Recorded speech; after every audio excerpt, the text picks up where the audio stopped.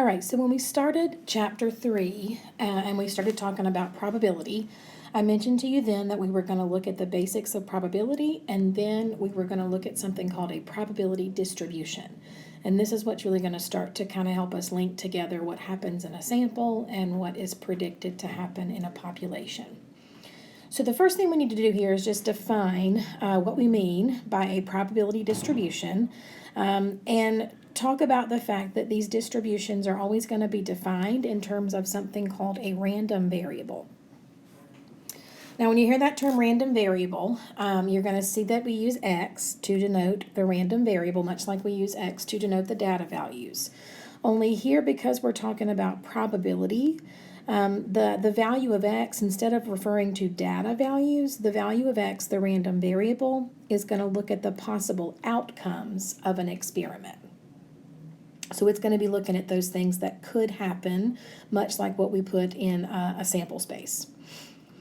Now, when it comes to these random variables that we're looking at, in order to be able to place them in a probability distribution, we're going to have to be looking at one of two types, either a discrete random variable, that's going to be a situation where we're interested in counting something, or a continuous random variable where we are interested in taking measurements instead.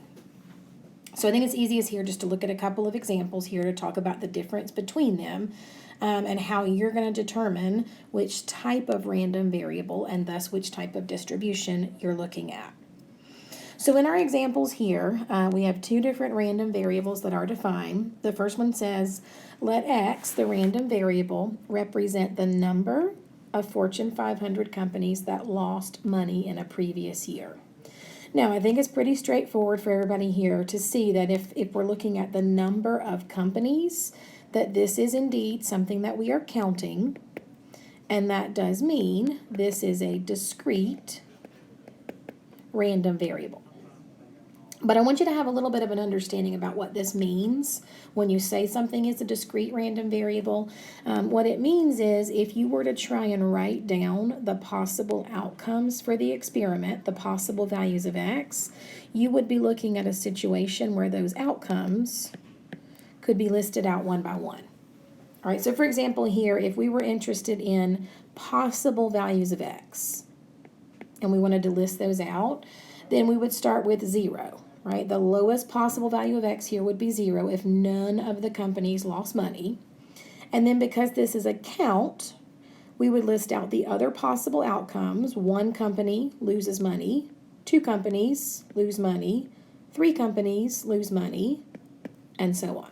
So it might be a long list of outcomes, but the key here is it would be a finite list. That means eventually we would reach the end and we would have a complete list of possible outcomes. Now, that doesn't happen with a continuous random variable. So let's compare this here. Our second example, let X represent the volume of gasoline in a 21-gallon tank. Now, again, I think it's pretty straightforward here. This is not a count in this case. If we're talking about volume, this is something that we're measuring. All right, and that does in turn mean that I'm looking at a continuous random variable. All right, but again, understanding what that means in terms of the possible outcomes, if you have a continuous random variable, then you are looking at an infinite number of possibilities. That means it would not be possible for you to list them, to write them all down. The only option here would be to define the possible outcomes as an interval. All right, and so again, just to compare, in our first example, we started listing out the possible outcomes, 0, 1, 2, 3, and so on. If I try to do that here for the volume of gas, I would again start at 0 because the tank could be empty, could have 0 gallons of gas.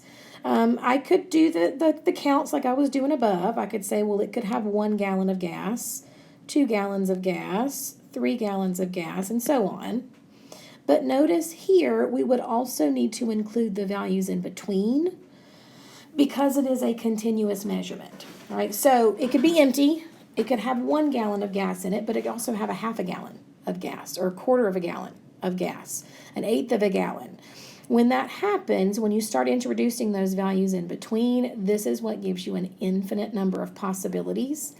And so instead of making a list, like what I did in the above problem, in this case, I would have to state my possible values of x as an interval. And for example, include everything from 0 all the way up to a full 21-gallon tank. All right, so you guys, for the most part, you can just use kind of my little generalization here. Count is discrete, measurement is continuous. But if you ever have trouble determining, think about listing the possible outcomes and see if you'd be able to make a finite list or if you would have to include an interval of possible values like we did here.